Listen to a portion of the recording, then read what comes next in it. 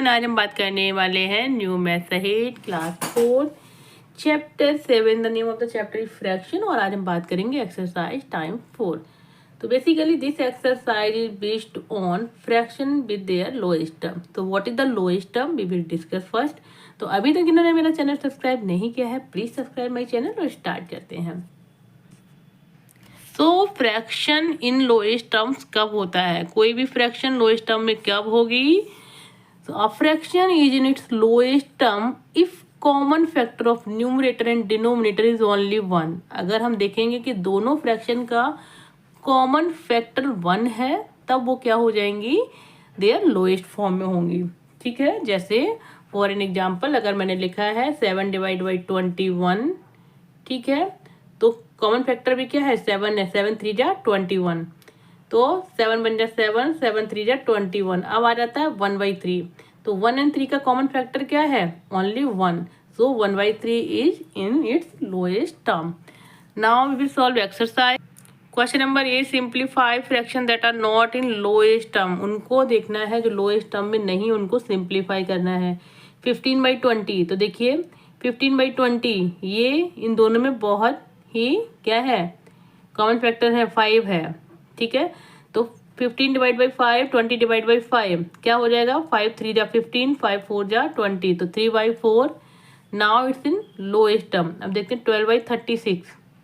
तो 12/36 को अगर हम डिवाइड करते हैं 12 से, अब होता क्या है कि न्यूमरेटर एंड डिनोमिनेटर दोनों को कॉमन फैक्टर से ही डिवाइड करेंगे। ऐसा नहीं है कि न्यूमरेटर को अलग से कर दिया, डिनोमिनेटर को अलग से कर दिया। जिस नंबर से न्यूमरेटर को डिवाइड करेंगे सेम नंबर से डिनोमिनेटर को। तो 12 डिवाइड बाई 12, 36 डिवाइड बाई 12, तो 12 बन जा 12, 12 3 जा 36, तो 1/3 इज लोएस्ट टर्म। 1/28, देखिए अपर साइड तो 1 है तो इसको लोएस्ट नहीं कर सकते हैं। 28, तो 1 एंड 28 में कॉमन फैक्टर क्या हो जाएगा? Will be 1। So it's in its lowest term. 10/90, अगर हम 0 से 0 कर दें तो 1/9 हो जाएगा, but still we divide by 10। 10 divide by 10, 10 90 divide by 10, तो क्या हो जाएगा? 1/9। Now it's in lowest term. 11 ये देखिए 11/13, 11 एंड 13 दोनों में कॉमन फैक्टर क्या है? ओनली 1। तो ऑलरेडी इन लोएस्ट टर्म में है। क्वेश्चन नंबर 6 पे चलते हैं। Now move on question number 6। तो इसको सॉल्व करेंगे। 18/45, अब देखिए यहाँ 18 है 45 है, तो 18 डिवाइड बाई 3 करेंगे पहले और 45 डिवाइड बाई 3 करेंगे। तो 3 6 जा 18, 3 1 जा 3, 3 5 जा 15, यहाँ 15 आ जाएगा। अभी भी ये किस में नहीं है? ये लोएस्ट टर्म में नहीं है। 6/15 में कॉमन 3 है, तो 3 से फिर से डिवाइड करेंगे। 3 2 जा 6, 3 5 जा 15। अब 2/5 में कॉमन फैक्टर ओनली 1 है, तो ये इसके लोएस्ट टर्म में है। 9/36, अप साइड 9 है, डाउन साइड 36 है।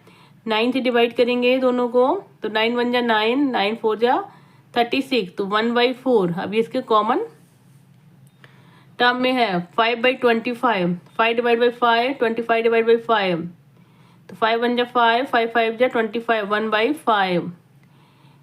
Question number 9, 8/48। अब अगर हम 48, 8 6 जा 48, तो 8 से डिवाइड करेंगे दोनों को कॉमन फैक्टर से।